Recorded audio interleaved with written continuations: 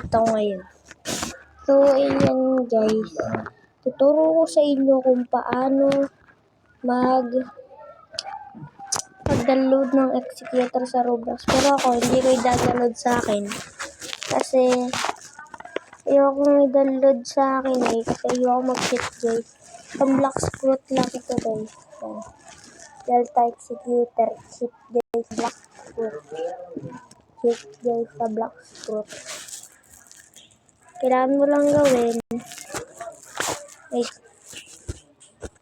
Kailangan mo lang gawin. Guys, wait. Kailangan nyo lang gawin tayo search nyo. Ito, Delta Executor. Delta Executor.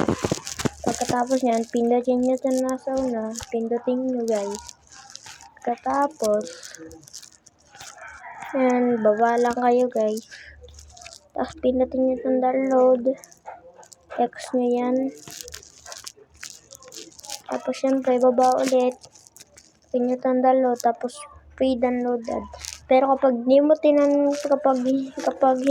tinapos yung ads dyan, ay hindi mo makukuha yung Huwag nang magsunod ng pera. Hindi mo siya madadala. Pay bills with Union Bank.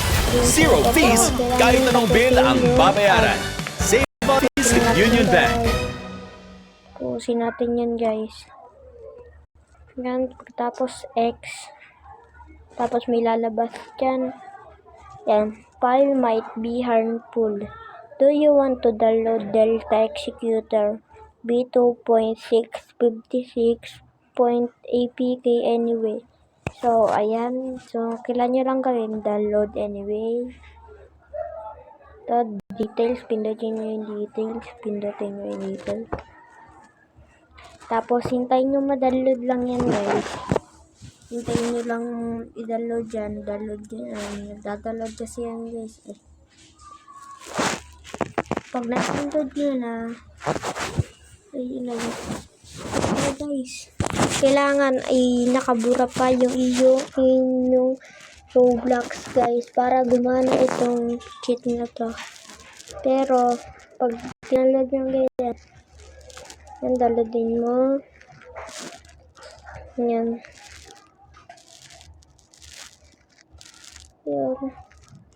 Roblox, do you want to update this update lang yun, nakalagay lang dyan guys, pero hindi yan talaga update. Cheat yung ano yan. Kapag pinindot nyo yung update yan, di magkakaano na kayo guys, kasi meron pa sa Roblox. Ayaw kong delete yung Roblox dahil ayaw mag-cheat. So, ay lang para sa araw na ito. At kung gusto niyo sa video natin, i-like nyo na to at subscribe.